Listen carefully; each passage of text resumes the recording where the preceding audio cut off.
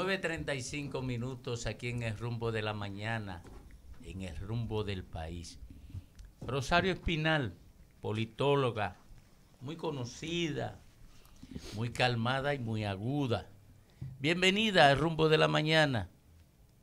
Buenos días, ¿cómo están ustedes?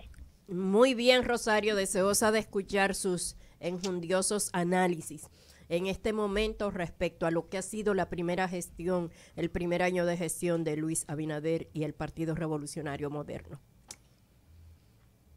Bueno, pues ya se ha hablado mucho de todo eso.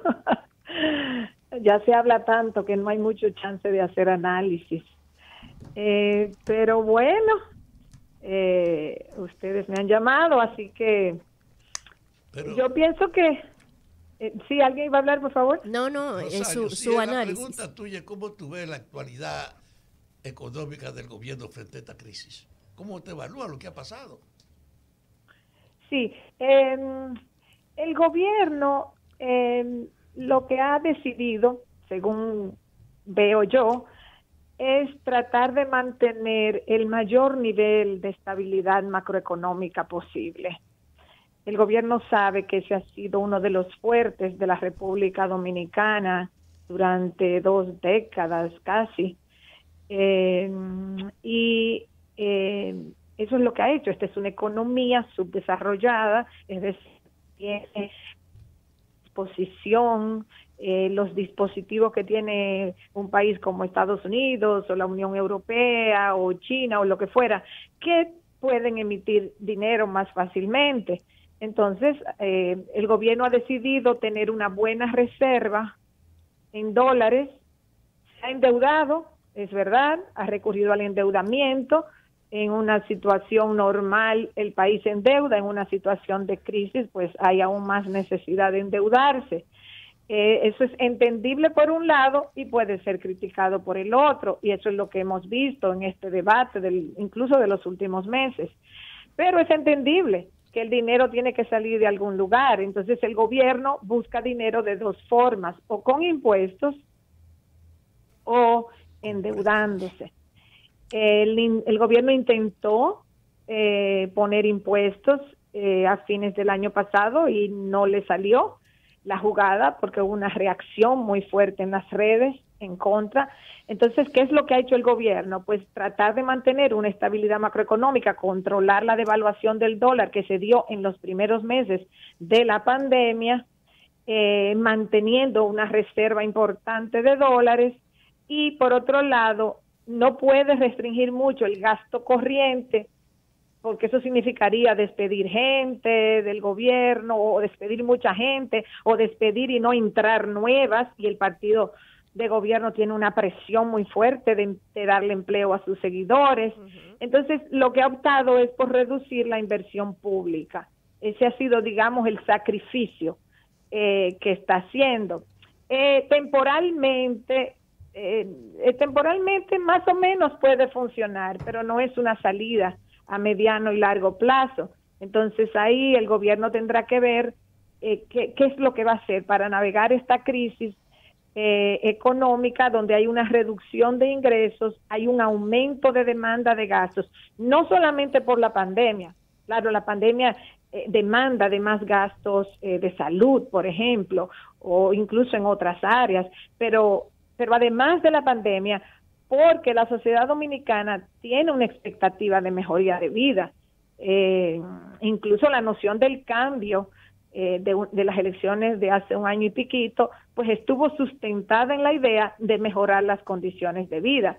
Entonces, ahí está la pandemia que restringe esas posibilidades cuando la gente tiene una expectativa de mejoría. Entonces, eso es lo que el gobierno ha estado haciendo, tratar de navegar esta situación económica, a ver hasta dónde la lleva.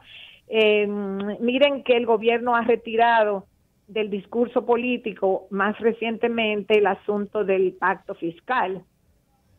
Y lo va a tratar de hacer mientras pueda. Yo creo que el gobierno va a tratar de llegar lo más lejos que pueda. Sin poner impuestos. Yo no creo que en el país hay condiciones para hacer pacto fiscal. Lo he dicho por varios años, no ahora. O sea, que es muy difícil un pacto fiscal. Aquí se van a poner impuestos cuando no haya de otra.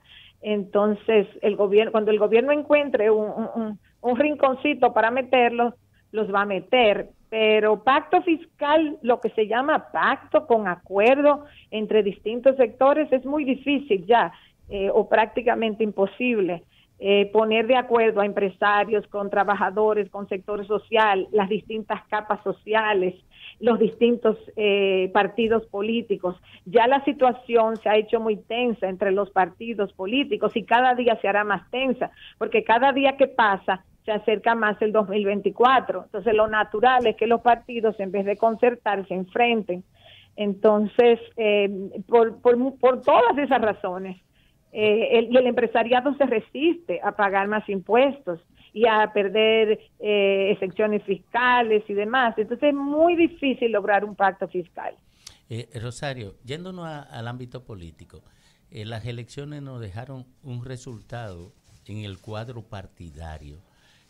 ¿Qué lectura tú puedes darle a ese cuadro ahora mismo y el comportamiento de los distintos segmentos? Bueno, yo creo que la República Dominicana vive el momento más débil de la política, digamos, contemporánea, el momento más débil del sistema partidario. Aunque las encuestas muestren que si tal partido subió mucho y el otro bajó mucho y no sé qué, o sea, realmente el sistema partidario está en su peor momento. Y no se le está poniendo suficiente atención a eso, por el contrario, el sistema partidario se sigue autoconsumiendo y eso pone también, así mismo como la situación económica pone grandes desafíos, la situación política y del sistema partidario pone grandes desafíos a la estabilidad política dominicana, que ha sido fundamental para lograr crecimiento, para lograr inversión extranjera, para lograr accesar a préstamos internacionales y demás. Entonces, yo pienso que hay que ponerle atención al sistema político, porque no puede ser que la política el punto está en que no hay diferencias realmente, no hay diferencias importantes entre los partidos políticos. Entonces, Rosario, la lucha, sí. No, ese cuadro, esa lectura que hace, ¿favorece a Luis Abinader, a su gobierno, o lo desfavorece?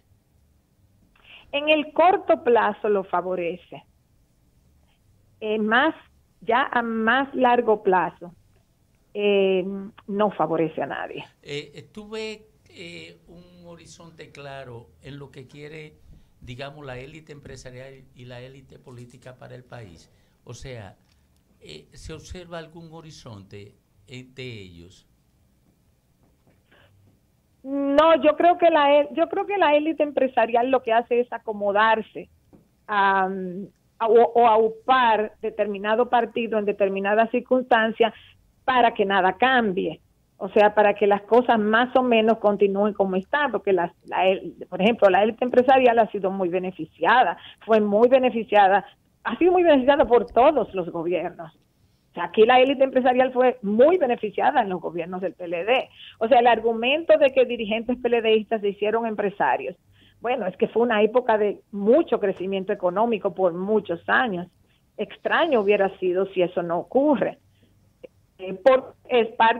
Se diversifica la misma clase empresarial en un país del capitalismo subdesarrollado, donde no hay mucha capacidad de invención, donde no se generan patentes, donde no se inventa nada, porque en el capitalismo desarrollado, donde se hace investigación, donde se inventan cosas nuevas, surgen nuevas líneas de negocio o nuevas formas de hacer negocio. Por ejemplo, surgen la tecnología y surgen las fábricas de computadora y de software y todas las compañías, la diversidad de compañías en tecnología, por ejemplo, que surgen en otros países. La República Dominicana no genera nada de eso. Entonces, la generación de riqueza en la República Dominicana es muy primitiva, digamos. Es una generación de riqueza a través de bajos salarios. Por eso la mano de obra haitiana es tan contratada y demandada en sectores agrícolas, en sector construcción. Por eso tanta gente migra, porque esta es una economía de bajos salarios. Entonces, el parte de la ampliación digamos, de la clase empresarial viene a través de la política, no viene a través del sistema económico, porque el sistema económico no te genera tanta diversidad en sí mismo.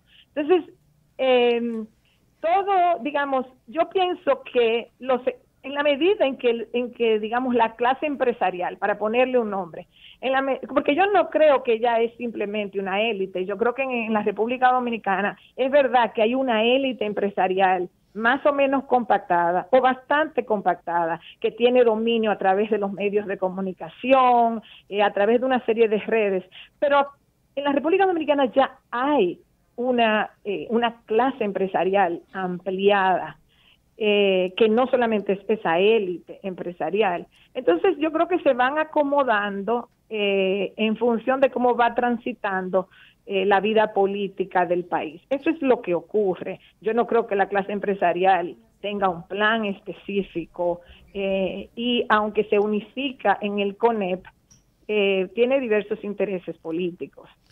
Rosario, hay un problema de fondo.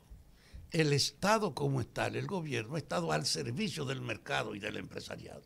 Por eso el empresariado tiene ese inmenso nivel de que no importa la repercusión social, ellos crecen, porque el Estado estaba a su servicio. Y ahora se plantea un gobierno del cambio. ¿Tú crees que esa relación de sumisión del aparato estatal al mercado, a los funcionarios, va a expresarse de alguna manera en una tendencia rectificadora para que haya más equilibrio, para que de verdad tenga sentido de que este es un gobierno del cambio? No creo. No creo que en ese aspecto habrá cambio. Incluso, ya fuera de cualquier acción específica del gobierno, uno de los problemas que yo veo es que a un año de ya estar en el poder, todavía no hay una visión clara del contenido de las políticas públicas. Yo entiendo que el gobierno llega en un momento de pandemia y de crisis económica con opciones restringidas, eso es verdad, pero ya pasó un año, entonces el gobierno va a tener por obligación que enviar señales más claras de cuál va a ser el contenido de sus políticas económicas, y ahí es donde se va a dar respuesta a la pregunta que tú haces. O sea, en función de qué es lo que va a hacer a nivel económico, a quién va a privilegiar, a quién va a perjudicar, porque las políticas públicas siempre van a beneficiar a unos y van a perjudicar a otros.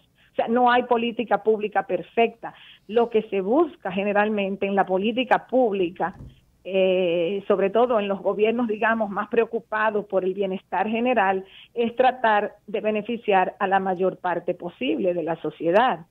Ese debe ser siempre el objetivo, y cuando los gobiernos fracasan en ese sentido, pues sufren las consecuencias, sobre todo donde hay un sistema de democracia electoral. Entonces, falta por ver todavía cuáles van a ser las características de las políticas públicas a nivel económico y a nivel social del gobierno. Por el momento, no hay señales muy claras, y por el momento, dada la pandemia, el gobierno está entrampado en qué es lo que va a hacer. Yo creo que el gobierno está dando una demostración.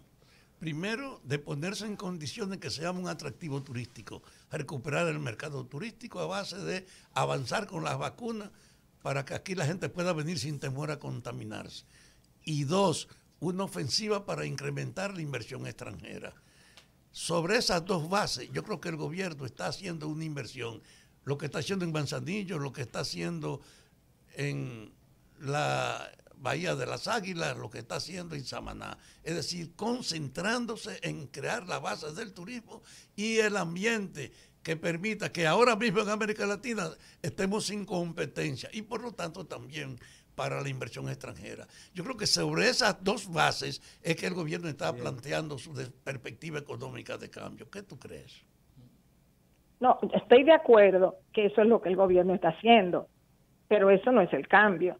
O sea, estoy de acuerdo en que la política de vacunación es fundamental para volver a restablecer cierta normalidad en la economía, esencial.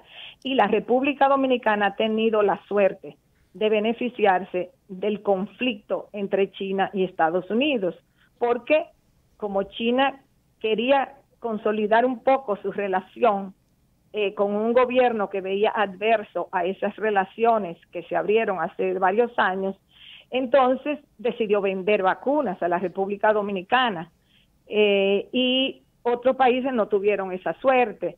Entonces llegan las vacunas chinas y luego Estados Unidos entra también en la competencia y comienzan a llegar las Pfizer. Entonces la República Dominicana, por esa disputa de geopolítica China-Estados Unidos, pues ha sido beneficiaria de tener acceso a las vacunas. Eso ha sido muy bueno, porque la vacunación, digamos, es la tabla de salvación, o se espera que sea dentro de la pandemia. Así que en ese sentido, eso es claro, pero eso lo que hace es poner otra vez la economía a funcionar, o sea, una economía que hubo que parar en todo el mundo porque llegó la pandemia. Estoy de acuerdo, claro, y esa es una prioridad y esa ha sido una política positiva del gobierno. Ayudado por esa geopolítica. En cuanto a lo de la inversión extranjera, es que eso es lo que han hecho en la República Dominicana, o sea, ahí no hay novedad. Por años aquí ha habido un altísimo nivel de inversión extranjera. Todo eso va guiado a restablecer el orden prepandemia. El desafío es qué se va a hacer en términos de política económica y política social para realmente generar un cambio en la sociedad dominicana. Ese es otro asunto diferente. Oye, como el cambio es un problema global, ¿cómo tú valoras la iniciativa en la justicia y con la policía tomada por el gobierno? En la policía creo que fue básicamente aumento de salarios y beneficios. Todavía no se ha hecho una reforma. Entonces, pero lo que dice la comisión, que ya se encargó de decir que hay que refundar la policía, que hay que hacerla de nuevo. Sí, pero lo que sucede es que para uno evaluar eso hay que esperar que se haga lo que se va a hacer. La verdad, yo no sé qué es lo que se va a hacer, no tengo información de lo que se ha hecho o de lo que se va a hacer. Entonces, porque uno puede decir refundar la policía, pero eso es muy amplio. ¿Qué quiere decir refundar la policía? Rehacerla de nuevo. Sí, pero lo que te quiero decir, muy vago, ¿verdad? Muy vago. Yo no puedo opinar sobre eso porque eso se puede decir, es muy vago, grandilocuente. No, oye, o lo Rosario, que sea. hay un hecho. La policía necesita rehacerse o no. Claro que sí, que la policía hay que reformarla bastante. Y la justicia. Pero no solo la policía, las Fuerzas Armadas las también. Instituciones. Claro, pero el hecho que han tomado dos medidas, una con la Procuraduría Independiente y otra con una comisión que analiza la policía.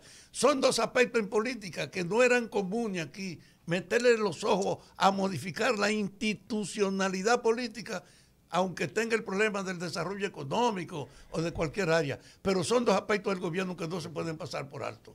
Asumir la modificación de la institución política.